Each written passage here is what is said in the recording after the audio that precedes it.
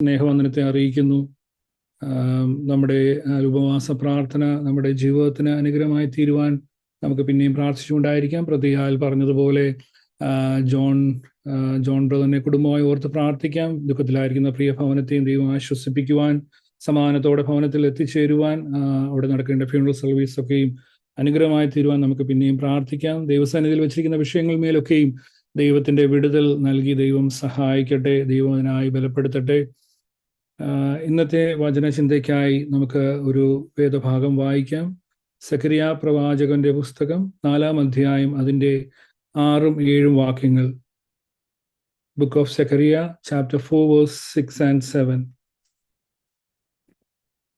അവൻ എന്നോട് ഉത്തരം പറഞ്ഞത് എന്തെന്നാൽ, സെരുബാബേലിനോടുള്ള യഹോവയുടെ അരുളപ്പാടാവിത്, സൈന്യത്താലല്ല ശക്തിയാലുമല്ല എൻ്റെ ആത്മാവിനാൽ അത്രേ എന്ന് സൈന്യങ്ങളുടെ യഹോവ അരുളി ചെയ്യുന്നു. സെരുബാബേലിന്റെ മുമ്പിലുള്ള മഹാപർവ്വതമേ, നീ സമഭൂമിയായിത്തീരും. അതിന് കൃപ എന്ന് ആർപ്പോടുകൂടെ അവൻ ആണിക്കല്ല് കയറ്റും.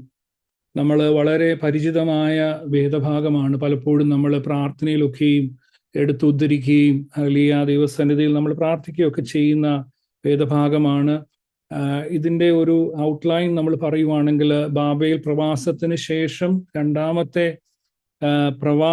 ബാബേൽ പ്രവാസത്തിന് ശേഷമുള്ള രണ്ടാമത്തെ പ്രവാചകനാണ് സഖറിയാവ് നമുക്ക് കാണുവാൻ കഴിയും. ബാബേൽ പ്രവാസത്തിന് ശേഷം 3 പ്രവാചകന്മാർ അവിടെ പ്രവചനം നടത്തിയതായിട്ട് നമുക്ക് കാണുവാൻ കഴിയും. ആദ്യമായിട്ടത് ഹഗ്ഗായി ആയിരുന്നു.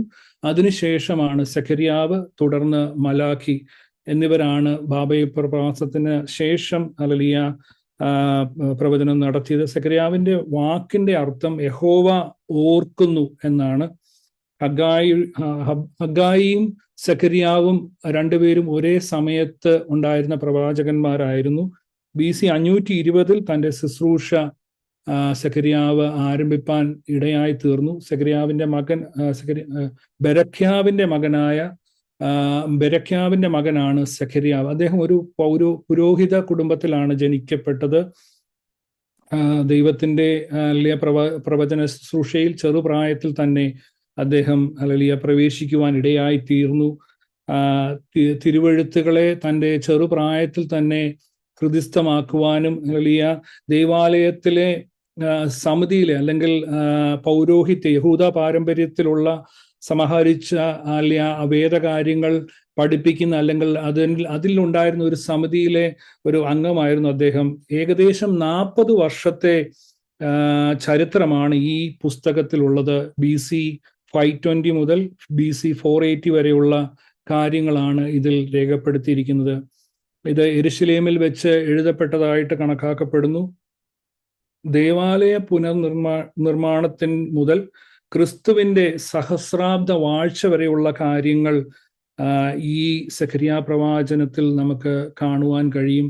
ഇത് 14 അധ്യായമുള്ള ബുക്കാണെങ്കിലും ഇതിലുള്ള പല കാര്യങ്ങളും ഇന്റർപ്രറ്റ് ചെയ്യാൻ വളരെ പ്രയാസമാണെന്ന് വേദപണ്ഡിതന്മാർ തന്നെ പറയുന്നതായിട്ട് നമുക്ക് കാണുവാൻ കഴിയും. ഇത് 14 അധ്യായം ഉണ്ടെങ്കിലും അതിനകത്തെ 6 അധ്യായങ്ങളിൽ തന്നെ 8 ദർശനങ്ങൾ ഇവിടെ നമുക്ക് കാണുവാൻ കഴിയും. സഖറിയാവ് ദർശിച്ച അല്ലെങ്കിൽ സഖറിയാവിന് ദൈവം ദർശനത്തിൽ കൊടുത്ത 8 ദർശനങ്ങൾ നമുക്ക് കാണുവാൻ കഴിയും. അത് ഒന്നാമത്തെ ദർശനം എന്ന് പറയുന്നത് ചുവന്ന കുതിര മേൽ ഒരു പുരുഷൻ. അത് 1-ാം അധ്യായം 7 മുതൽ 17 വരെയുള്ള വാക്യങ്ങളിൽ നമുക്ക് കാണുവാൻ കഴിയും. രണ്ടാമത് അദ്ദേഹം ദർശിച്ച ദർശനം 4 കൊമ്പുകളും 4 ദാസന്മാരുമാണ്. അത് 1-ാം അധ്യായം 18 മുതൽ 21 വരെയുള്ള വാക്യങ്ങളിൽ കാണുവാൻ കഴിയും. മൂന്നാമത്തെ ദർശനം അളവുനൂൽ പിടിച്ചിരിക്കുന്ന ഒരു പുരുഷനെ കുറിച്ച് പറയുന്നു. 2-ാം അധ്യായം 1 മുതൽ 13 വരെ. 4-ാമത്തെ ദർശനം മുഷിഞ്ഞ വസ്ത്രം ധരിച്ച പുരോഹിതനായ യോശുവയെ കുറിച്ച് പറയുന്നുണ്ട്. 3-ാം അധ്യായം അതിൻ്റെ 1 മുതൽ 7 വരെയുള്ള വാക്യങ്ങൾ. 5-ാമത്തെ ദർശനമാണ്, അവിടെയാണ് നമ്മൾ ഇപ്പോൾ വായിച്ച കാര്യങ്ങൾ കിടക്കുന്നത്. വിളക്ക് കണ്ടും ഒലിവ് മരങ്ങളും. 4-ാം അധ്യായം 1 മുതൽ 4 വരെയുള്ള വാക്യങ്ങൾ അത് കാണുവാൻ കഴിയും. 6-ാമത്തെ ദർശനം പാറിപ്പോകുന്ന ചുരുൾ. അത് 5-ാം അധ്യായം 1 മുതൽ 4 വരെയുള്ള വാക്യങ്ങൾ കാണുവാൻ കഴിയും. ഏഴാമത്തെ ദർശനം ഏഫയും സ്ത്രീയും, 5-ാം അധ്യായം 5 മുതൽ 11 വരെയുള്ള വാക്യങ്ങൾ കാണുവാൻ കഴിയും. എട്ടാമത്തെ കാര്യങ്ങൾ 4 രഥങ്ങൾ. ഇങ്ങനെ 8 കാര്യങ്ങൾ അല്ലെങ്കിൽ 8 ദർശനങ്ങൾ 6 അധ്യായത്തിൽ തന്നെ നമുക്ക് കാണുവാൻ കഴിയും. ഹല്ലേലൂയ. തീർച്ചയായും നമ്മൾ മനസ്സിലാക്കേണ്ടത് ഈ സെഖര്യാവിലൂടെ ഈ ദർശനം ഇത് കൊടുക്കുന്നത് സെരുബാബേലിനാണെന്ന് നമുക്കറിയാം. ഇവിടെ സെരുബാബേലിനോടാണ് 4-ാമത്തെ അധ്യായത്തിൽ സംസാരിക്കുന്നത്. ഇവിടെ പറയുന്ന ഇത് നമുക്ക് ഈ സെരുബാബേലിനോട് പറയുന്ന കാര്യങ്ങൾ, അതിനൊരു ചരിത്രമുണ്ട്. ആ ചരിത്രം കൂടെ ചെറുതായിട്ട് പറഞ്ഞിട്ട് മുന്നോട്ട് കടന്നു വരുവാനായിട്ട് ആഗ്രഹിക്കുന്നു. നമുക്കറിയാം, അബ്രഹാമിനെ ഊരിന്റെ പ്രദേശത്ത് നിന്ന് ദൈവം ഹല്ലേലൂയ കൽദയരുടെ ദേശമായ ഊരിൽ നിന്ന് BC 2111 അദ്ദേഹത്തെ വിളിക്കുന്നുണ്ട്. ഹല്ലേലൂയ. വിളി കേട്ട് അവൻ ഇറങ്ങി തിരിച്ചു. ന്യായപ്രമാണമോ മറ്റുമൊന്നും എഴുതപ്പെടാത്ത സമയത്ത് ദൈവത്തെ വിശ്വസിച്ചു, തേജോമനായ ദൈവത്തെ വിശ്വസിച്ച് അവൻ അവിടുന്ന് അവൻ ഇറങ്ങി തിരിച്ചു. അവനോട് ദൈവം വാഗ്ദത്തം പറയുന്നുണ്ട്, നിന്നാൽ അല്ലെ ജാതികൾ അനുഗ്രഹിക്കപ്പെടും, നിന്നാൽ അല്ലെ ഭൂമി അനുഗ്രഹിക്കപ്പെടും. വലിയ വാഗ്ദത്തങ്ങളാണ് അദ്ദേഹത്തിന് കൊടുത്തത്.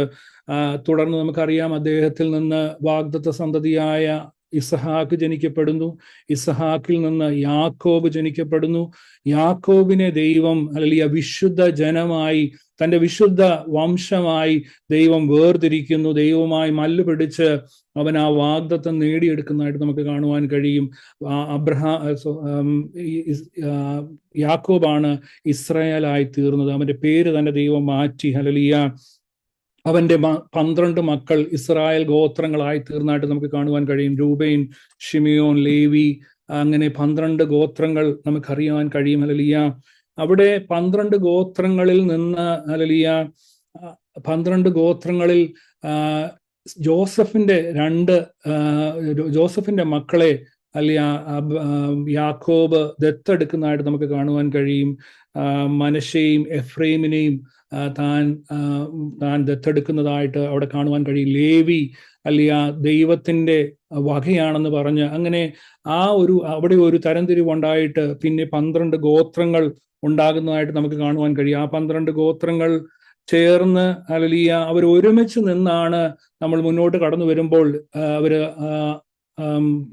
രാജ്യം സ്ഥാപിതമായി. ശൗൽ ആദ്യത്തെ രാജാവായി കടന്നു വന്നു. അതിനുശേഷം രാജസ്ഥാനത്ത് അവനെ മാറ്റി ദാവീദിനെ രാജസ്ഥാനത്ത് കൊണ്ടുവന്നു. ദാവീദിന് ശേഷം ശലോമോൻ കടന്നു വന്നു. ദൈവം എല്ലാത്തിലും ആ രാജ്യത്തെ അനുഗ്രഹിച്ചു. ശലോമോനെ അനുഗ്രഹിച്ചു. എല്ലാ ജ്ഞാനവും എല്ലാം ദൈവം പകർന്നു. നന്മയും അനുഗ്രഹങ്ങളും സാമ്പത്തികമായും ഒക്കെയും അനുഗ്രഹിക്കപ്പെട്ടു. എന്നാൽ അവന്റെ ഹൃദയം അവന്റെ അപ്പന്റെ ഹൃദയം പോലെ ദൈവസന്നിധിയിൽ ഏകാഗ്രമായിരുന്നില്ല. അവൻ ദൈവസന്നിധിയിൽ നിന്ന് അകന്നുപോയി. അവന്റെ ഭാര്യമാർ അവനെ അന്യവിഗ്രഹങ്ങളിലേക്ക്, അന്യദേവന്മാരിലേക്ക് അവനെ വശീകരിച്ചു. അങ്ങനെ നമുക്കറിയാം ഹല്ലേലൂയ അവന്റെ കാലത്ത് അവന്റെ ശേഷം അവന്റെ മകന്റെ കാലത്ത് രാജ്യം 2ആയി വിഭജിച്ചതായിട്ട് നമുക്ക് കാണുവാൻ കഴിയും. നോർത്തേൺ കിങ്ഡം എന്നും സദേൺ കിങ്ഡം എന്നും അത് വിഭാഗിക്കപ്പെട്ടു. അതിനകത്ത് 10 ട്രൈബ്സ് ചേർന്ന് യെരോബയാമിന്റെ അവന്റെ ദാസനായ ശലോമോന്റെ ദാസനായ യെരോബയാമിന്റെ കീഴിൽ 10 ട്രൈബ് മാറുവാൻ ഇടയായി. അതാണ് നോർത്തേൺ കിങ്ഡം അല്ലെങ്കിൽ ഇസ്രായേൽ എന്ന് പറയുന്നത്. അതിന്റെ ക്യാപിറ്റലായിട്ട് ശമരിയ കടന്നു വരുവാൻ ഇടയായി. സദേൺ കിങ്ഡത്തില് 2 ട്രൈബ്സ് മാത്രമാണ് ഉണ്ടായിരുന്നത്. അതാണ് യഹൂദ. അതിന്റെ രാജാവായിട്ട് ശലോമോന്റെ മകൻ രഹബയാം കടന്നു വരുവാൻ ഇടയായി. ഹല്ലേലൂയ. അതിന്റെ ക്യാപിറ്റൽ ജെറുസലേമാണെന്ന് നമുക്ക് കാണുവാൻ കഴിയും. തീർച്ചയായും അതിനുശേഷം ഇവർ പാപം ചെയ്ത് ദൈവത്തിൽ നിന്ന് പിന്നെയും അകന്നുപോയി. പല പ്രാവശ്യം ദൈവത്തിന്റെ ദാസന്മാർ, പ്രവാചകന്മാർ പല അരുളപ്പാടുകൾ അവർക്ക് നൽകിയെങ്കിലും അവർക്ക് ഹല്ലേലൂയ അത് ഏറ്റെടുക്കുവാൻ കഴിഞ്ഞില്ല. അവർ വിഗ്രഹങ്ങളിലേക്കും ഹല്ലേലൂയ മ്ലേച്ഛതയിലേക്കും വിഗ്രഹാരാധനയിലേക്കും ദൈവത്തെ കോപിപ്പിക്കുന്ന അവസ്ഥയിലേക്ക് അവർ കടന്നു വന്നതായിട്ട് നമുക്ക് കാണുവാൻ കഴിയും. ഹല്ലേലൂയ. അങ്ങനെയാണ് നോർത്തേൺ കിങ്ഡം അല്ലെങ്കിൽ ഇസ്രായേലിനെ ഹല്ലേലൂയ അസീറിയൻ സാമ്രാജ്യം അവരെ ക്യാപ്റ്റിവിറ്റിയിലേക്ക് കൊണ്ടുവന്നതായിട്ട് നമുക്ക് കാണുവാൻ കഴിയും. ഇതിനു മുമ്പായിട്ട് 20ഓളം രാജാക്കന്മാർ നോർത്തേൺ കിങ്ഡത്തിനെയും ഭരിച്ചിരുന്നു. ഹോശയുടെ കാലത്താണ് അസീറിയൻ രാജാവായ സൽമനേസർ കടന്നു വന്ന് ഹല്ലേലൂയ ഈ രാജ്യത്തെ അല്ലെ ക്യാപ്റ്റിവിറ്റിയിലേക്ക് കൊണ്ടുപോകുന്നത്. അറൌണ്ട് BC 722-നും 720-ക്കും ഇടയിലാണ് ഇത് സംഭവിക്കുന്നത്. സദേൺ കിങ്ഡം അതിനുശേഷമാണ് ബാബിലോണിയൻ ക്യാപ്റ്റിവിറ്റിയിലേക്ക് കടന്നു വന്നത്. അത് 3 ഘട്ടങ്ങളായിട്ടാണ് ആ ക്യാപ്റ്റിവിറ്റി നടക്കുന്നത്. ഒന്നാമത്തത് BC 606-ൽ യെഹോയാക്കീമിന്റെ കാലത്ത് നെബൂഖദ്നേസർ കടന്നു വന്ന് രാജ്യത്തെ ക്യാപ്റ്റിവിറ്റിയിലേക്ക് കൊണ്ടുപോകാൻ കാണുവാൻ കഴിയും. രണ്ടാമത് അദ്ദേഹത്തിന്റെ മകൻ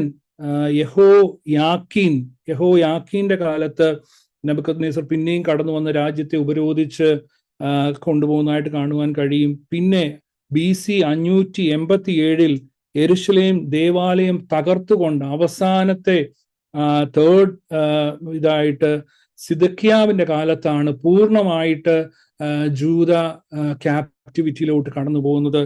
അവിടെ നമുക്ക് അറിയാൻ കഴിയും ഹല്ലേലൂയ. ആ സമയത്താണ് ആ ക്യാപ്റ്റിവിറ്റിയിൽ ഉണ്ടായിരുന്നവരാണ് ദാനിയേല്, അല്ലെങ്കിൽ ദാനിയേലും കൂട്ടരും ഒക്കെ ആ ക്യാപ്റ്റിവിറ്റിയിൽ കടന്നു വന്നവരാണ്. അതിനുശേഷം നമുക്കറിയാം ദാനിയേലിന് ദൈവം 70 ആഴ്ചവട്ടക്കാലം അല്ലെ കൽപ്പിച്ചു കൊടുക്കുന്നതും ആ 70 ആഴ്ചവട്ടക്കാലത്തിന് ശേഷം ക്യാപ്റ്റിവിറ്റിയിൽ നിന്ന് അവര് ആ എക്സൈലിൽ നിന്ന് തിരിച്ചു വരുമെന്ന ദൈവത്തിന്റെ അരുളപ്പാട് ദാനിയേലിന്റെ പ്രാർത്ഥനയ്ക്ക് ദൈവം മറുപടിയായി നൽകുന്നത് നമുക്ക് കാണുവാൻ കഴിയും. വലിയ അങ്ങനെ അതിനുശേഷം 3 ഘട്ടമായിട്ടാണ് ക്യാപ്റ്റിവിറ്റിയിൽ നിന്ന് നോർത്തേൺ അല്ലെ സദേൺ കിങ്ഡം തിരിച്ചു വരുന്നത്. അത് ഒന്നാമത്തത് സെരുബാബേലിന്റെ, നമ്മളിപ്പോൾ വായിച്ച സെരുബാബേലിന്റെ കീഴിൽ BC 538-നും 515-നും ഇടയിൽ തിരിച്ചു വരുന്നുണ്ട്.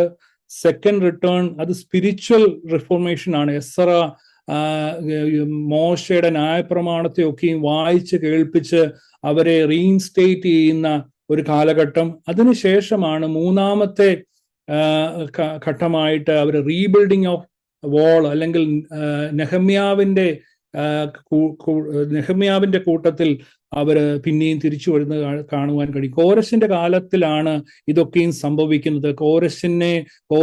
ജാതീയ രാജാവായ കോരശിന്റെ ഹൃദയത്തെ ദൈവം ഉണർത്തിയിട്ടാണ് ഈ മടങ്ങിവരവ് നടക്കുന്നത്. എന്നാൽ ഒരിക്കൽ പോലും നോർത്തേൺ കിങ്ഡമായ അല്ലെങ്കിൽ ഇസ്രായേലിന് ഒരിക്കൽ പോലും ഒരു മടങ്ങി വരവ് ഉണ്ടായതായിട്ട് നമുക്ക് കാണുവാൻ കഴിയുന്നില്ല. തീർച്ചയായും ഇതാണ് ഇതിന്റെ ഒരു ആകെയുള്ള ഒരു ചുരുക്കത്തിൽ നമ്മൾ പറയാൻ കഴിയുന്നത്. അപ്പോൾ സെരുബാബേലാണ് ആദ്യമായി കോരശിന്റെ ആജ്ഞപ്രകാരം ചേർച്ച് റീബിൽഡ് ചെയ്യാനായിട്ട് മുന്നോട്ട് കടന്നു വരുന്നതായിട്ട് നമുക്ക് കാണുവാൻ കഴിയും. തീർച്ചയായും നമ്മൾ മനസ്സിലാക്കേണ്ടത് ആലയമൊക്കെയും നശിക്കപ്പെട്ടു. അവർ പൂർണ്ണമായി ക്യാപ്റ്റിവിറ്റിയിൽ പോയി. അവരുടെ കയ്യിൽ ഒരു സാധനമോ ഒന്നും അവരില്ലായിരുന്നു. അവിടുന്ന് കോരശാണ് അവർക്ക് വേണ്ട നന്മകൾ കൊടുത്ത് അവരെ ദൈവം കോരശിന്റെ ഹൃദയത്തിൽ ഉണർത്തിച്ചിട്ട് മുന്നോട്ട് അവർ ആലയം പണിക്കായിട്ട് കടന്നു വരുന്നതായിട്ട് നമുക്ക് കാണുവാൻ കഴിയും. ഇന്ന് രാത്രികാലം നമ്മൾ ദൈവസന്നിധിയിലായിരിക്കുമ്പോൾ ആ റീബിൽഡിങ്ങിന് വേണ്ടി ദൈവം ഉണർത്തിച്ചത് ആ ജാതീയ രാജാവിനെയാണ്. ദൈവത്തിന് ആരെ കൊണ്ടും തന്റെ പ്രവൃത്തി നിവർത്തിച്ചെടുക്കുവാൻ കഴിയും. ഞാൻ എൻ്റെ സഭയെ പണിയും, പാതാള ഗോപുരങ്ങൾ അതിനെ ജയിക്കയില്ല. തീർച്ചയായും ദൈവസഭയോട് തന്റെ ആലയത്തോട് ദൈവത്തിന് ചെയ്യുവാനുള്ളത് അത് ആരെ കൊണ്ടും ചെയ്യിക്കുവാൻ ദൈവത്തിന് കഴിയും. ദൈവം പറഞ്ഞു, നിങ്ങൾ ആർക്ക് വിളിക്കുന്നില്ലെങ്കിൽ കല്ലുകൾ ആർത്തു വിളിക്കും. ഹല്ലേലൂയ. അതുകൊണ്ട് ഈ ദിവസങ്ങളിൽ നമ്മളെ ആക്കിയിരിക്കുന്ന സ്ഥാനങ്ങളിൽ ദൈവത്തിനു വേണ്ടി നമ്മൾ ഉറച്ചു നിന്നാൽ ദൈവം നമ്മളെ കൊണ്ട് ചെയ്യിക്കേണ്ട പദ്ധതികൾ ദൈവം നമ്മളിൽ കൂടെ തന്നെ ചെയ്യും. അത് നമ്മളിലൂടെ, നമ്മുടെ തലമുറയിലൂടെ ചെയ്യിക്കുവാൻ ദൈവം എന്നും ശക്തനാണ്. ഹല്ലേലൂയ. അതിനായി ദൈവം അവിടെ സെരുബാബേലിനെ ഉപയോഗിക്കുന്നതായിട്ട് നമുക്ക് കാണുവാൻ കഴിയും. സെരുബാബേലിന്റെ കൂടെ തന്നെ അവിടെ യോശുവയും പുരോഹിതനായ യോശുവയും നിയോഗിക്കപ്പെടുന്നതായിട്ട് നമുക്ക് കാണുവാൻ കഴിയും. ഹല്ലേലൂയ. ഇവിടെ നമുക്ക് അതിന്റെ താഴോട്ടുള്ള ചില വാക്യങ്ങൾ കൂടെ വായിക്കാം. അതിന്റെ 1 മുതലുള്ള വാക്യങ്ങളൊന്ന് വായിക്കാം. 4-ാം അധ്യായം അതിന്റെ 1 മുതലുള്ള വാക്യങ്ങൾ. എന്നോട് സംസാരിക്കാൻ ദൂതൻ പിന്നെയും വന്ന് ഉറക്കത്തിൽ നിന്ന് ഉണർത്തിരിക്കുന്നത് പോലെ എന്നെ ഉണർത്തി, നീ എന്ത് കാണുന്നു എന്ന് എന്നോട് ചോദിച്ചതിന് ഞാൻ, മുഴുവനും പൊന്നുകൊണ്ടുള്ള ഒരു വിളക്ക് തണ്ടും അതിന് തലക്കൽ ഒരു കുടവും അതിന്മേൽ 7 വിളക്കും അതിന്റെ തലയ്ക്കുള്ള 7 വിളക്കിന് 7 കുഴലും അതിനരികെ കുടത്തിന്റെ വലത്തുഭാഗത്ത് ഒന്നും ഇടത്തുഭാഗത്ത് ഒന്നും ഇങ്ങനെ 2 ഒലിവ് മരവും ഞാൻ കാണുന്നു എന്ന് പറഞ്ഞു. എന്നോട് സംസാരിക്കാൻ ദൂതനോട് ഞാൻ, യജമാനെ, ഇത് എന്താകുന്നു എന്ന് ചോദിച്ചു. എന്നോട് സംസാരിക്കാൻ ദൂതൻ എന്നോട്, ഇത് എന്താകുന്നു എന്ന് നീ അറിയുന്നില്ലയോ എന്ന് ചോദിച്ചതിന്, ഇല്ല യജമാനെ എന്ന് ഞാൻ പറഞ്ഞു. അവൻ എന്നോട് ഇവിടെ നമ്മൾ വായിച്ചു. ഹല്ലേലൂയ. ഇവിടെ ദർശനം സെഖര്യാവ് കാണുന്നുണ്ടെങ്കിലും അദ്ദേഹത്തിന് അത് ഗ്രഹിക്കുവാൻ കഴിയുന്നില്ല. നമുക്കറിയാം ഇത് ഒട്ടും കണക്റ്റഡ് അല്ല. നമുക്ക് തന്നെ വായിച്ചാൽ അത് നമുക്ക് മനസ്സിലാക്കിയെടുക്കുവാൻ വളരെ പ്രയാസമായിട്ട് കാണുവാൻ കഴിയും. ദൂതൻ ചോദിക്കുന്നുണ്ട്, നിനക്കിത് മനസ്സിലായോ? അദ്ദേഹം പറയുന്നുണ്ട്, എനിക്കത് മനസ്സിലായില്ല. തീർച്ചയായും ഹല്ലേലൂയ. അവിടെ നമ്മൾ വെറുതെ വായിച്ചു കഴിഞ്ഞാൽ അത് മനസ്സിലാക്കുവാൻ പ്രയാസമാണ്. ഹല്ലേലൂയ. ഇത് പഴയ നിയമത്തിലെ എക്സോഡസ് ചാപ്റ്റർ 25:31-40 അവിടെ കാണുന്ന ആ തങ്ക നിലവിളക്കിനെ കുറിച്ചുള്ള വിവരണങ്ങളിൽ നിന്ന് വളരെ വ്യത്യസ്തമായിട്ട് നമുക്കിതിനെ കാണുവാൻ കഴിയും. അതുമായിട്ട് നമ്മൾ കണക്ട് ചെയ്ത് പഠിക്കുവാൻ നോക്കിക്കഴിഞ്ഞാൽ വളരെ പ്രയാസമാണെന്ന് കാണുവാൻ കഴിയും. ഹല്ലേലൂയ. ഇവിടെ തങ്ക നിലവിളക്കിന്റെ നടുവിൽ നിൽക്കുന്ന തണ്ടെന്ന് പറയുന്നത് യേശു ക്രിസ്തുവിനെയാണ് കാണിക്കുന്നത്. 6 കവരങ്ങൾ കാണിക്കുന്നുണ്ട്. അത് വിശ്വാസികളെ കാണിക്കുന്നു. സമാധാന കൂടാരത്തിൽ പ്രകാരത്തിൽ നിൽക്കുവാനുള്ള ഏക ഉപകരണം തങ്ക നിലവിളക്കായിരുന്നു. അതിന് 6 കവരങ്ങൾ ഉണ്ടായിരുന്നു. ഇവിടെ കാണിക്കുന്നത് ക്രിസ്തുവും അതിൻ്റെ അവയവങ്ങളായ വിശ്വാസികളെയുമാണ് ഇത് കാണിക്കുന്നത്. ഹല്ലേലൂയ. ക്രിസ്തു എന്ന ഹല്ലേലൂയ അല്ലെങ്കിൽ ആ ശരീരത്തിന്റെ തല ക്രിസ്തുവാണ്. ഹല്ലേലൂയ. അതിൽ നിന്നുള്ള കവരങ്ങളാണ് ഹല്ലേലൂയ വിശ്വാസികളായ നമ്മൾ. ഹല്ലേലൂയ. ആ വിളക്കുകൾ പ്രകാശിക്കുന്നു. ഹല്ലേലൂയ. ഇന്ന് ലോകത്തിൽ ഹല്ലേലൂയ ലോകത്തിന് വെളിച്ചം കൊടുക്കുന്നത് സഭയാണ്. ഹല്ലേലൂയ. ക്രിസ്തുവാകുന്ന തലയിൽ നിന്ന്. അതാ കർത്താവ് നമ്മളോട് പറഞ്ഞത്, ഹല്ലേലൂയ, നിങ്ങൾ ലോകത്തിന്റെ വെളിച്ചമാകുന്നു. കർത്താവിൽ നിന്ന് ലഭിക്കുന്ന വെളിച്ചം അത് നമ്മളിലേക്ക് പകരപ്പെടുന്നു. അതാണ് ഈ ലോകത്തിന് അന്ധകാരത്തിൽ കിടക്കുന്ന ഈ ലോകത്തിൽ അന്ധകാരത്തിൽ നിന്ന് അത്ഭുത പ്രകാശത്തിലേക്ക് ദൈവം നമ്മളെ വിളിച്ചിരിക്കുന്നു. അല്ലെങ്കിൽ ദൈവമക്കളെ, നമ്മൾ മനസ്സിലാക്കേണ്ടത്, നമ്മൾ ആയിരിക്കുന്ന ദേശത്തിന് വെളിച്ചം കൊടുക്കുന്നത് നമ്മളാണ്. നമ്മുടെ പ്രത്യേകത ഒന്ന് നമ്മൾ മനസ്സിലാക്കണം. ഹല്ലേലൂയ. ഹല്ലേലൂയ. അവിടെ അതിൻ്റെ ചില വാക്യങ്ങളോടൊന്ന് വായിക്കാം, അപ്പോൾ മനസ്സിലാകും.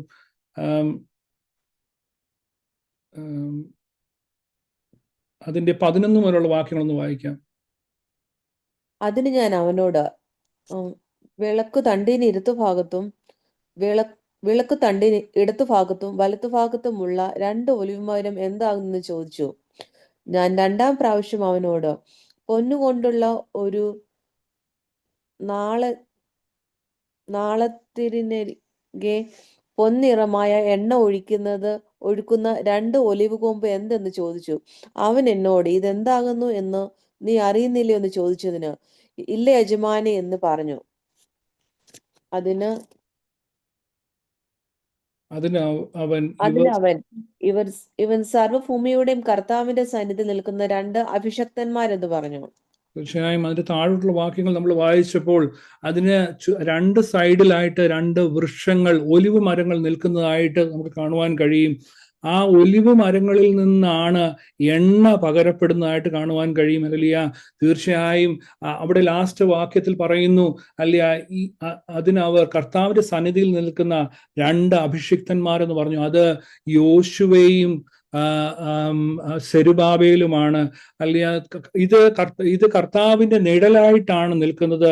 ഈ യേശുവിന്റെ നിഴലായിട്ട് ഇവിടെ 2 പ്രതീകങ്ങൾ. ഒന്ന് യോശുവ മഹാപുരോഹിതനാണ്. സെരുബാബേൽ രാജകീയ കാര്യത്തെ കാണിക്കുന്നു. നമ്മുടെ കർത്താവ് രാജകീയ പുരോഹിത വർഗത്തിൽപ്പെട്ടതാണ്. ആ വർഗത്തിലേക്കാണ് ദൈവം നമ്മളെ കൊണ്ടുവന്നത്. ഈ 2 പേരിൽ നിന്ന് അല്ലെ എണ്ണ പകരപ്പെടുന്നു, അല്ലെങ്കിൽ ഒലിവ് മരത്തിൽ നിന്ന് എണ്ണ പകരപ്പെടുന്നു. ദൈവമക്കളെ, അല്ലെ കർത്താവായ അല്ലെ പരിശുദ്ധാത്മാവ് ഹല്ലേലൂയ എണ്ണ ഹല്ലേലൂയ ദൈവസഭയിൽ പകരുന്നു. ഹല്ലേലൂയ. ആ എണ്ണയാണ് ഹല്ലേലൂയ വെളിച്ചമായി തീരുന്നത്. ഹല്ലേലൂയ. നമ്മൾ കഴിഞ്ഞ ദിവസം ഹല്ലേലൂയ അതിനായി കാത്തിരുന്നു, നമ്മൾ പ്രാർത്ഥിച്ചു. ഹല്ലേലൂയ. എണ്ണ ദൈവസഭയിൽ പകരപ്പെടണം. ഹല്ലേലൂയ. ആത്മാവിന്റെ എണ്ണ പകരപ്പെട്ടെങ്കിൽ മാത്രമേ നമുക്ക് ശോഭിക്കുവാൻ കഴിയത്തുള്ളൂ. നമുക്ക് സ്വയമായി ഒന്നും ചെയ്യുവാൻ കഴിയത്തില്ല. എന്നെ കൂടാതെ നിങ്ങൾക്കൊന്നും ചെയ്യുവാൻ കഴിയത്തില്ലെന്ന് കർത്താവ് പറഞ്ഞു. ഹല്ലേലൂയ. തീർച്ചയായും ഈ ദിവസങ്ങളിൽ ആ ആത്മാവിൽ പാനം ചെയ്യുവാൻ, അല്ലെങ്കിൽ മുട്ടോളമല്ല, അരയോളമല്ല, അല്ലെങ്കിൽ നീന്തിയിട്ടല്ലാത്ത കടപ്പാൻ കഴിയാത്ത ആ ആത്മനദിയിലേക്ക് കടക്കുവാൻ ദൈവം നമ്മളെ സഹായിക്കട്ടെ. ഇവിടെ ഹല്ലേലൂയ ആ 2 അഭിഷിക്തന്മാരെന്ന് പറയുന്നത് കർത്താവിന്റെ നിഴലാണ്. ദൈവത്തിന്റെ പരിശുദ്ധാത്മാവ് അളവ് കൂടാതെ നമ്മൾ ചോദിക്കുന്നതിലും നിലയ്ക്കുന്നതിലും അത്യന്തപരമായി നമ്മളിൽ പകരുവാൻ കർത്താവിന് കഴിയും. ഹല്ലേലൂയ. അവിടെ നിന്ന് ഹല്ലേലൂയ ആ എണ്ണ പകരപ്പെടുന്നു ദൈവസഭയിലേക്ക്. ഹല്ലേലൂയ. അത് പ്രാപിച്ചാണ് നമ്മൾ ഹല്ലേലൂയ ദൈവത്തെ ഉയർത്തുന്നത്. ഹല്ലേലൂയ. തീർച്ചയായും ഈ ദിവസങ്ങളിൽ ദൈവം നമ്മളിൽ പകർന്നിരിക്കുന്ന ആ ആത്മാവിന്റെ എണ്ണ, അല്ലെങ്കിൽ അത് കെടുത്തിക്കളയാതെ ഹല്ലേലൂയ മുന്നോട്ട് പോകുവാൻ ദൈവം നമ്മളെ സഹായിക്കട്ടെ. ഹല്ലേലൂയ. നമുക്കറിയാം ദേവാലയ പണിക്കായിട്ട് മുന്നോട്ട് കടന്നു വന്ന സെരുബാബേലിന്റെ മുമ്പിൽ വളരെ പ്രതിസന്ധികൾ ഉണ്ടായിരുന്നു. ഹല്ലേലൂയ. നമ്മൾ മനസ്സിലാക്കണം, ശലോമോൻ ഉണ്ടാക്കിയ ആലയം അത് അത്ര പ്രൗഢിയുള്ളതായിരുന്നു, അത്ര വലുതായിരുന്നു. ഹല്ലേലൂയ. അത്ര ഗംഭീരമായിരുന്നു. ഹല്ലേലൂയ. എന്നാൽ സെരുബാബേലിന്റെ കൂട്ടത്തിൽ കടന്നു വന്ന അവർക്ക് വളരെ ലിമിറ്റഡ് ആയിരുന്നു, റിസോഴ്സസ് ലിമിറ്റഡ് ആയിരുന്നു. അവരുടെ കയ്യിൽ വലിയ കാര്യങ്ങളൊന്നും ഇല്ലായിരുന്നു. അല്ലെങ്കിൽ നമ്മൾ മനസ്സിലാക്കേണ്ടത്, ദാവീദിന്റെ കാലത്ത് ദാവീദ് എല്ലാം ഒരുക്കി വെച്ചു, അവൻ അനേക സമ്പത്തുകൾ ഉണ്ടായിരുന്നു. എന്നാൽ ഈ ആലയത്തിന്റെ പണിക്ക് വന്നപ്പോഴത്തേക്കും ലിമിറ്റഡ് ആയിരുന്നു റിസോഴ്സസ്. അവരുടെ കയ്യിൽ ഒന്നുമില്ലായിരുന്നു. കോറസ് കൊടുത്ത കുറച്ച് കാര്യങ്ങളൊക്കെ ആയിട്ടാണ് അവര് കടന്നു വന്നത്. അല്ലെ, നമുക്കൊരു കാര്യം കൂടെ വായിക്കാം. ആരായിരുന്നു Zerubbabel? Zerubbabel was a governor of Judah. അദ്ദേഹം യഹൂദ ദേശത്തിന്റെ ഒരു ഇമ്പോർട്ടന്റ് ആയിട്ടുള്ള ഒരു ഗവർണർ ആയിരുന്നു. ഹല്ലേലൂയ. അതുകൊണ്ടാണ് രാജ്യത്വം പോലെ നമ്മൾ മനസ്സിലാക്കുവാൻ കഴിഞ്ഞത്. ചില വാക്യങ്ങൾ വായിച്ചു കഴിഞ്ഞാൽ നമുക്കത് മനസ്സിലാക്കുവാൻ കഴിയും. ഹഗായി പ്രവാചകന്റെ പുസ്തകം 1-ാം അധ്യായം 1-ാമത്തെ വാക്യം. Haggai chapter 1 verse 1.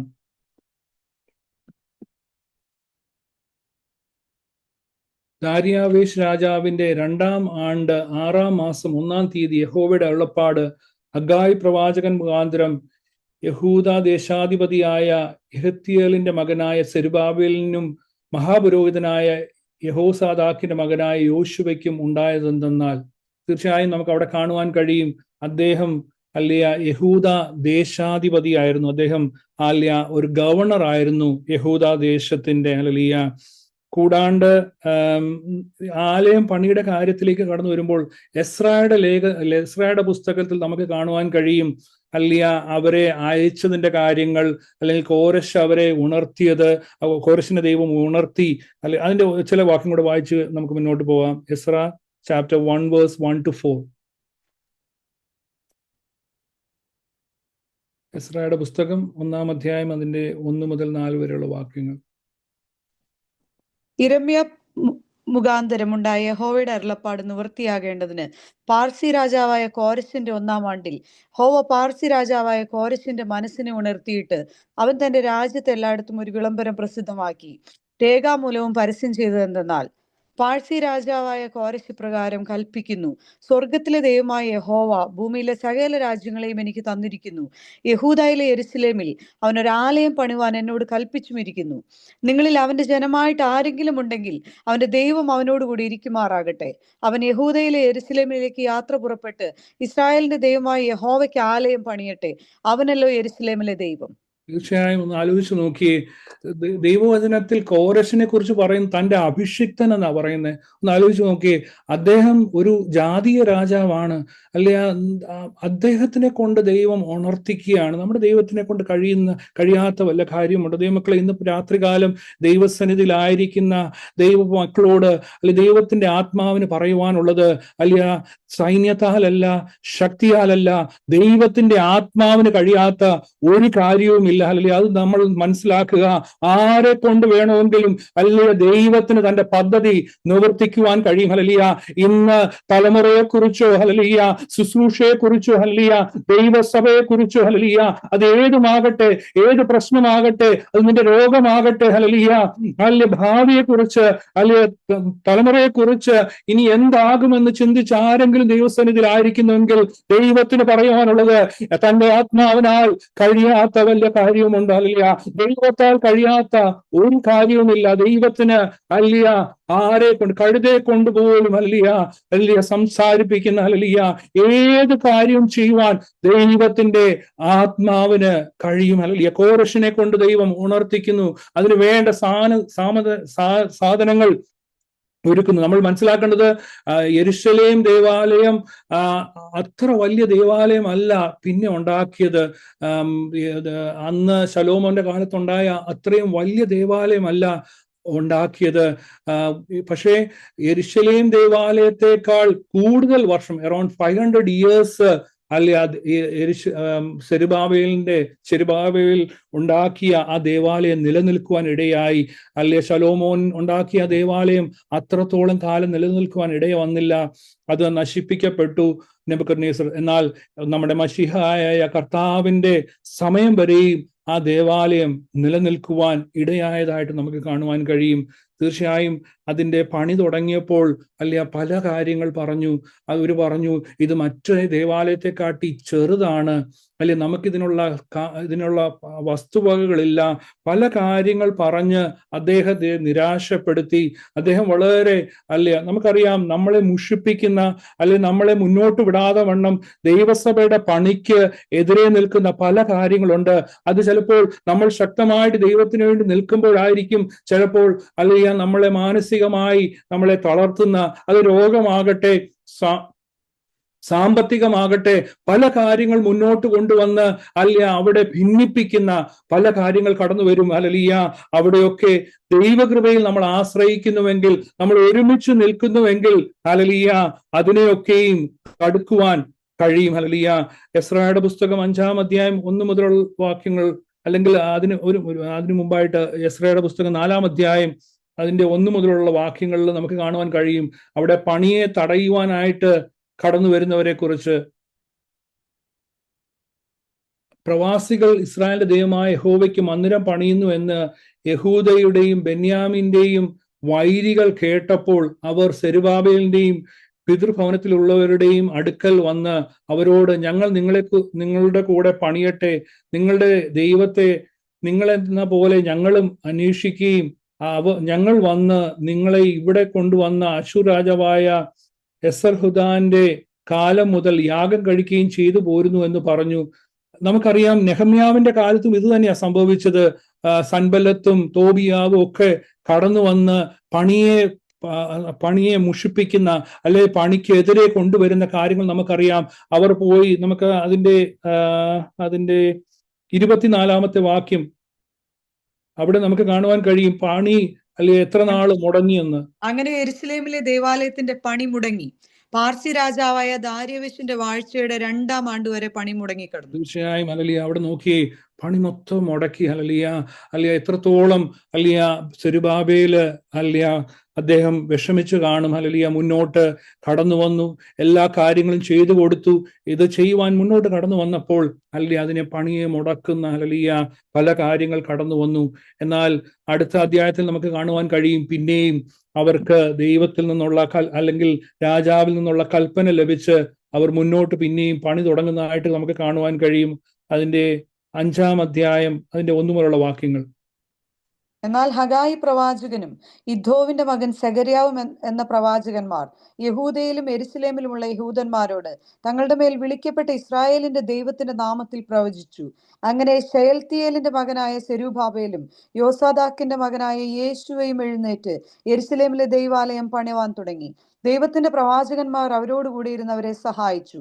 ആ കാലത്ത് തീർച്ചയായും ഇവിടെ നമുക്ക് കാണുവാൻ കഴിയും, സെരുബാബേലിന് ഹല്ലേലൂയ ദൈവത്തിന്റെ ദർശനം ഹല്ലേലൂയ ആവശ്യമായിരുന്നു. അല്ലെ നമ്മളും പലപ്പോഴും നമ്മൾ ഭാരത്തിലൂടെ കടന്നു പോകുമ്പോൾ ദൈവത്തിന്റെ ആത്മാവ് നമുക്ക് വേണ്ട ദൂതുകൾ, ആലോചനകൾ അറിയിക്കും. എത്രയോ പ്രാവശ്യം ഹല്ലേലൂയ നമ്മൾ ഭാരപ്പെട്ട് ഞെരുങ്ങിയ സമയത്ത് ദൈവസന്നിധിയിൽ നമ്മൾ കടന്നു ചെന്നപ്പോൾ ദൈവദാസന്മാരിലൂടെ ദൈവത്തിന്റെ ആത്മാവ് നമ്മളെ വിളിച്ച് അറിയിച്ചിട്ടില്ലേ ഹല്ലേലൂയ. ഇവിടെ നമുക്ക് കാണുവാൻ കഴിയും ഹല്ലേലൂയ സെരുബാബേൽ അത്രത്തോളം വിഷമപ്പെട്ടിരിക്കുമ്പോഴാണ് സെഖര്യാവിനെ കൊണ്ട് ദൈവം ഹല്ലേലൂയ ഇവിടെ ഹല്ലേലൂയ ഈ പ്രവചനം അറിയിക്കുന്നത്. ഹല്ലേലൂയ സൈന്യത്താലെ അല്ല, ശക്തിയാലെ അല്ല, ദൈവത്തിന്റെ ആത്മശക്തിയാലെന്ന് ഇവിടെ പറയുന്നു. ഹല്ലേലൂയ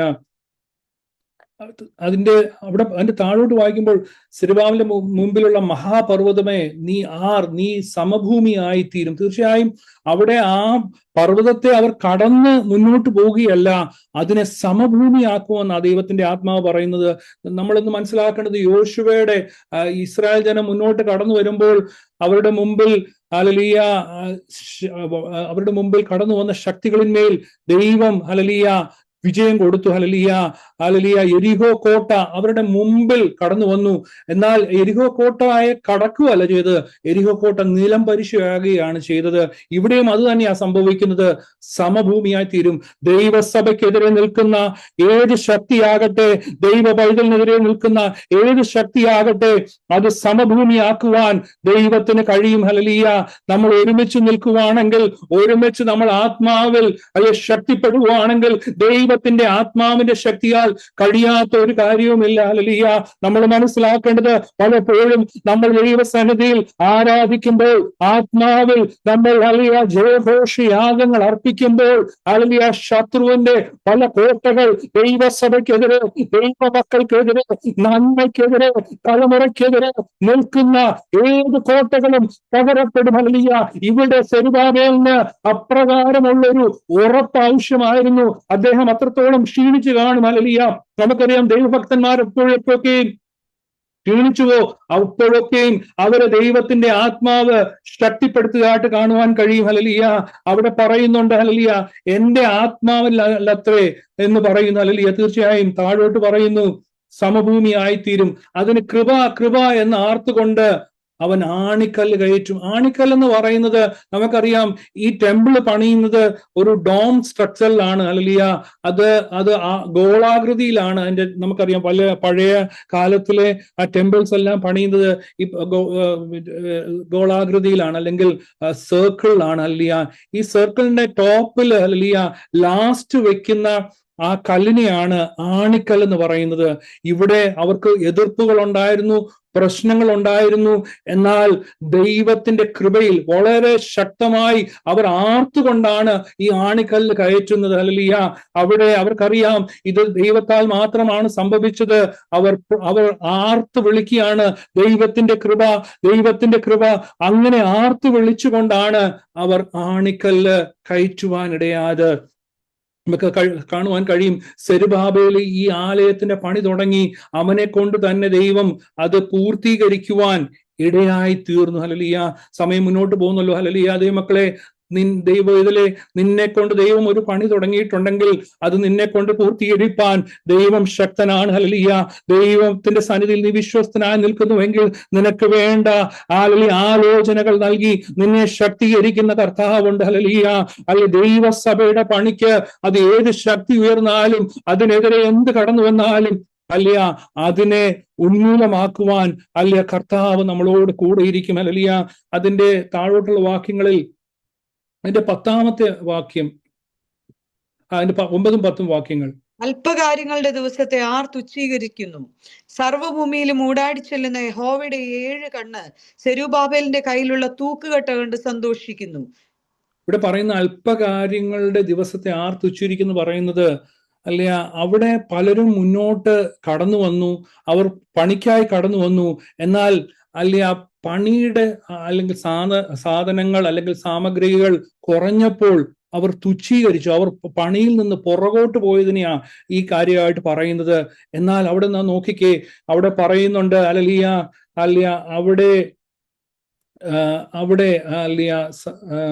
അവിടെ യഹോവയുടെ കണ്ണ് സെരുബാബേലിന്റെ കയ്യിലുള്ള, യഹോവയുടെ ഈ 7 കണ്ണ് സെരുബാബേലിന്റെ കയ്യിലുള്ള തൂക്കുകെട്ട കണ്ട് സന്തോഷിക്കുന്നു.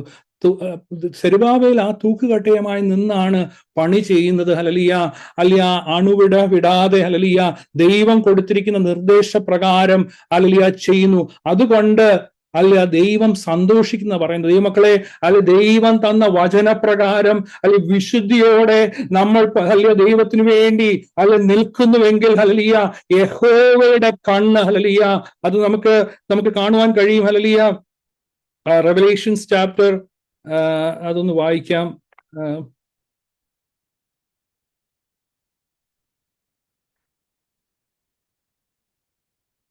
യഹോവയുടെ കണ്ണിനെ കുറിച്ച് ഹല്ലേലൂയ പറയുന്നത്, ഒരു നിമിഷം, റെവലേഷൻസ് ചാപ്റ്റർ 5 verse 6 ഒന്ന് വായിക്കാം. വെളിപ്പാട് പുസ്തകം 5-ാം അധ്യായം അതിന്റെ 6-ാം. സിംഹാസനത്തിന്റെയും 4 ജീവികളുടെ നടുവിലും മൂപ്പന്മാരുടെ മധ്യത്തിലും ഒരു കുഞ്ഞാട് അറുക്കപ്പെട്ടതുപോലെ നിൽക്കുന്നത് കണ്ടു. അതിന് 7 കൊമ്പും സർവ്വഭൂമിയിലേക്കും അയച്ചിരിക്കുന്ന 7 ദേവാത്മാക്കളായ 7 കണ്ണുണ്ട്. അവൻ ഒന്ന് സിംഹാസനത്തിൽ ഇരിക്കുന്നവന്റെ വലം കയ്യിൽ നിന്ന് പുസ്തകം വാങ്ങിയപ്പോൾ 4 ജീവികളും 24 മൂപ്പന്മാരും ഓരോരുത്തർ വീണയും വിശുദ്ധന്മാരുടെ പ്രാർത്ഥന എന്ന ധൂപവർഗം നിറഞ്ഞ പൊൻ കലശവും പിടിച്ചുകൊണ്ട് കുഞ്ഞാടിന് മുമ്പാകെ വീണു. അതിന്റെ 1-ാം അധ്യായം അതിന്റെ 4-ാമത്തെ വാക്യം കൂടെ ഒന്ന് വായിക്കാം. യോഹന്നാൻ അസിയിലെ 7 സഭകൾക്കും എഴുതുന്നത്, ഇരിക്കുന്നവനും ഇരുന്നവനും വരുന്നവനുമായവങ്കിൽ നിന്നും അവന്റെ സിംഹാസനത്തിന് മുമ്പിലുള്ള 7 ആത്മാക്കളുടെ പക്കൽ നിന്നും വിശ്വസ്ത സാക്ഷിയും മരിച്ചവരിൽ ആദിജാതനും ഭൂരാജാക്കന്മാർക്ക് അധിപതിയും ആയ യേശു ക്രിസ്തു വിങ്കൽ നിന്നും നിങ്ങൾക്ക് കൃപയും സമാധാനം ഉണ്ടാകട്ടെ. തീർച്ചയായും നമുക്കിവിടെ കാണുവാൻ കഴിയും 7 കണ്ണും 7 ആത്മാക്കളും. 7 ആത്മാക്കളെ കുറിച്ച് നമുക്ക് യെശയ്യാ പ്രവാചകന്റെ പുസ്തകം 11-ാം അധ്യായത്തിൽ കാണുവാൻ കഴിയും. ജ്ഞാനത്തിന്റെ ആത്മാവ്, പരിജ്ഞാനത്തിന്റെ ആത്മാവ്, ആ വാക്യങ്ങളൊക്കെ നമുക്ക് അവിടെ 11-ാം അധ്യായം 2-ാമത്തെ വാക്യത്തിൽ നമുക്ക് കാണുവാൻ കഴിയും. ആ ആത്മാവ് എന്താണെന്ന്. 7 കണ്ണുകൾ കർത്താവിന്റെ കണ്ണ് ലോകമെമ്പാടും അത് കണ്ടുകൊണ്ടിരിക്കുന്നു. അവന്റെ മുമ്പിൽ നഗ്നവും മലർന്നതുമായി എല്ലാം കിടക്കുന്നു. നോക്കിക്കേ, ആ അല്ലെങ്കിൽ ആ ആലയത്തിന്റെ പണി കർത്താവ് ദർശിച്ചു കൊണ്ടിരിക്കുന്നു. ദൈവസഭയെ പണിയുന്നത് ദൈവാത്മാവാണ്. ഉടയവൻ കർത്താവാണ്. അവനാണ് ദൈവസഭയെ പണിയുന്നത്. അവൻ എപ്പോഴും ദൈവസഭയെ നോക്കിക്കൊണ്ടിരിക്കുന്നു. അവന്റെ കണ്ണ് എപ്പോഴും നമ്മുടെ മേലുണ്ട്, ദൈവസഭയുടെ മേലുണ്ട്. ദൈവസഭയെ തൊടുവാൻ ദൈവത്തിന്റെ തൂക്കുകെട്ട പ്രകാരം നമ്മൾ വചനത്തിന് വേണ്ടി, വിശുദ്ധിക്ക് വേണ്ടി നമ്മൾ നിൽക്കുന്നുവെങ്കിൽ ദൈവത്തിന്റെ കണ്ണ് എപ്പോഴും നമ്മളെ കണ്ട് സന്തോഷിക്കും.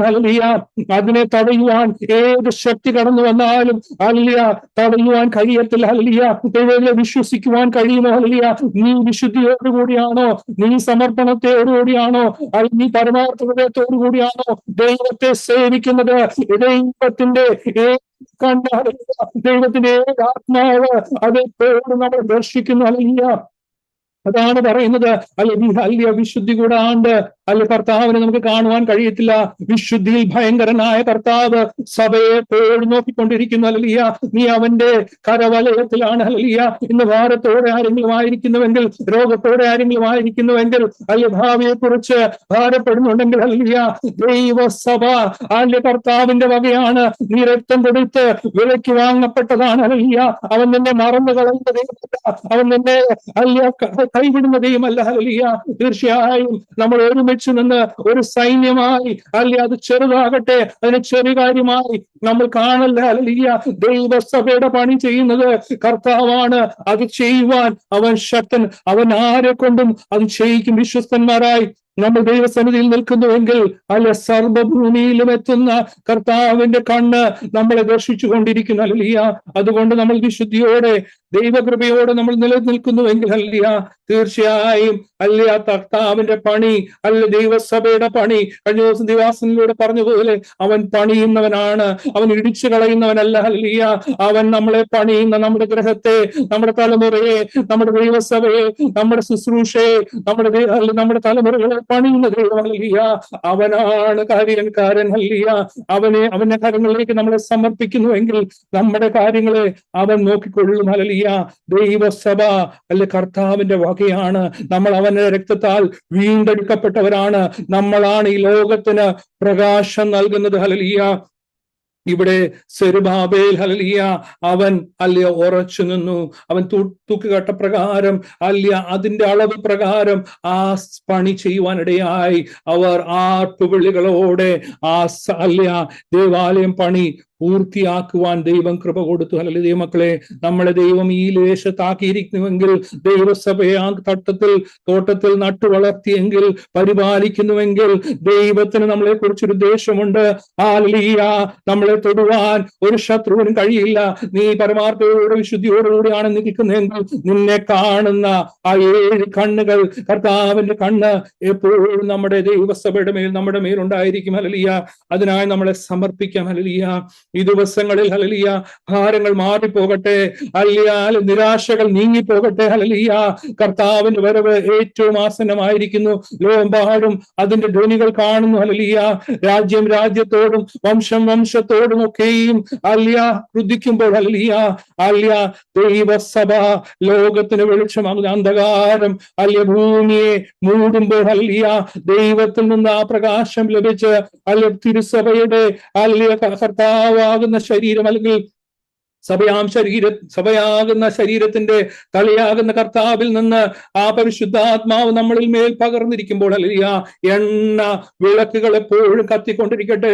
പരിശുദ്ധാത്മാവ് അത് പകർന്നുകൊണ്ടിരിക്കുന്ന ഒലിവുമരത്തെ കുറിച്ച് നമ്മൾ കേട്ടല്ലോ ഈ ദിവസങ്ങളിൽ. അതിനായി നമ്മളെ സമർപ്പിക്കാം. ഹല്ലേലൂയ. കർത്താവിന്റെ വരവ് ഏറ്റവും ആസന്നമായിരിക്കുന്നു. ഹല്ലേലൂയ. ഈ വചനത്താൽ ദൈവം നമ്മളെ സഹായിക്കട്ടെ. നമ്മളെ തന്നെ സമർപ്പിക്കാം. ഹല്ലേലൂയ. നമ്മളുടെ ദൈവസഭയുടെ വെട്ടുമണിക്കെതിരെ ശത്രു എത്ര വാത് കെട്ടിയാലും അതിന്മേൽ ജയം പ്രാപിപ്പാൻ ദൈവം നമ്മളെ സഹായിക്കും. ഹല്ലേലൂയ. ഏതൊക്കെ ശക്തി കടന്നു വരട്ടെ, പലപ്പോഴും നമ്മൾ വിചാരിക്കും, ഹല്ലേലൂയ, ഇതെങ്ങനെ മുന്നോട്ട് പോകും, നാളെ എന്തായി തീരും, ഹല്ലേലൂയ, എന്റെ കുടുംബം എന്തായി തീരും, എന്റെ ആവശ്യങ്ങൾ എന്നെ സഹായിക്കും. ഹല്ലേലൂയ. എന്നാൽ ഒരു കാര്യം മനസ്സിലാക്കുക, കർത്താവ് നമ്മളെ മറന്നു കളയുന്ന ദൈവമല്ല. ഹല്ലേലൂയ. അവന്റെ കണ്ണ് എപ്പോഴും നമ്മുടെ മേലുണ്ട്. ഹല്ലേലൂയ. നമ്മളെ തന്നെ സമർപ്പിക്കാം. ഹല്ലേലൂയ. ഈ വചനത്തിന് മുമ്പിൽ സമർപ്പിക്കാം. സെരുബ്ബാബേലിനെ പോലെ നമുക്ക് ഉറച്ചു നിൽക്കാം. സൈന്യത്താലല്ല, ശക്തിയാലല്ല. ഹല്ലേലൂയ. ദൈവത്തിന്റെ ആത്മാവിനെ. ചിലർ രഥങ്ങളിലും ചിലർ കുതിരകളിലും ആശ്രയിക്കും. ഞങ്ങളോ ഞങ്ങളുടെ ദൈവമായ യഹോവയിൽ. തീർച്ചയായും നമുക്ക് ആശ്രയിപ്പാനുള്ളത് ദൈവത്തിലാണ്. ഹല്ലേലൂയ. താൻ ഭക്തന്മാരൊക്കെയും ദൈവത്തിൽ ആശ്രയിച്ചു, ദൈവം അവരോട് കൂടെ ഇരുന്നു. ഹല്ലേലൂയ. ദൈവസഭയുടെ ആലയത്തിന്റെ പണി പൂർത്തിയാക്കുവാൻ ദൈവം സഹായിച്ചു. നമ്മളെ തന്നെ സമർപ്പിക്കാം. ഹല്ലേലൂയ. പാട്ടുകാരൻ ഇപ്രകാരം പാടുന്നല്ലോ. ഹല്ലേലൂയ. സൈന്യത്താലേ അല്ല, ശക്തിയാലേ അല്ല, ദൈവത്തിന്റെ ആത്മശക്തിയാലത്രേ. സൈന്യത്താലേ അല്ല, ശക്തിയാലുമല്ല, ദൈവത്തിന്റെ ആത്മശക്തിയാലത്രേ. ആർത്തുപാടി സ്തുതിക്കാം, ഹല്ലേലൂയ പാടാം, ആണിക്കല്ലു കയറ്റാം, ദൈവസഭ പണിയാം. ആർത്തുപാടി സ്തുതിക്കാം, ഹല്ലേലൂയ പാടാം, ആണിക്കല്ലു കയറ്റാം, ദൈവസഭ പണിയാം.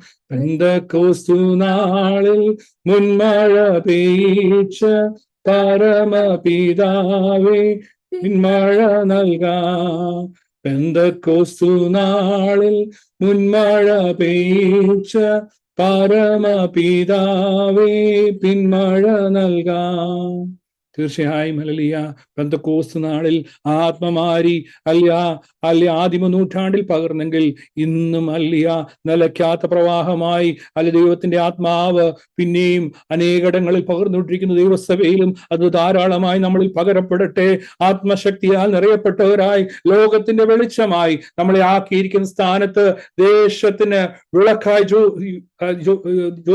ജ്യോതിസുകളെ പോലെ വിളങ്ങുവാൻ ദൈവം നമ്മളെ സഹായിക്കട്ടെ. ദൈവം ഏൽപ്പിച്ചിരിക്കുന്ന ദൗത്യങ്ങൾ ദൈവകൃപയിൽ ആശ്രയിച്ച് ചെയ്യുവാൻ ദൈവസഭയായി നമ്മളെ സഹായിക്കട്ടെ. നമുക്ക് ഒരുമിച്ച് നിന്ന് ഐക്യതയോടെ ദൈവം ഏൽപ്പിച്ചിരിക്കുന്ന കെട്ടുപണികൾ ദൈവസഭയ്ക്ക് വേണ്ടി ചെയ്യാം. കർത്താവിന്റെ വരവ് ഏറ്റവും ആസന്നമായിരിക്കുന്നതിനായി വചനങ്ങളാൽ ദൈവം നമ്മളെ സഹായിക്കട്ടെ. കർത്താവിന്റെ വരവിനായി നമ്മളെ ഒരുക്കട്ടെ എന്ന് പറഞ്ഞുകൊണ്ട് ദൈവസന്നിധിയിൽ ഈ വചനത്തിന് മുമ്പ് അടിയനെയും സമർപ്പിച്ചുകൊണ്ട് ദൈവസന്നിധിയിൽ ഇരിക്കുന്നു. സ്തോത്രം.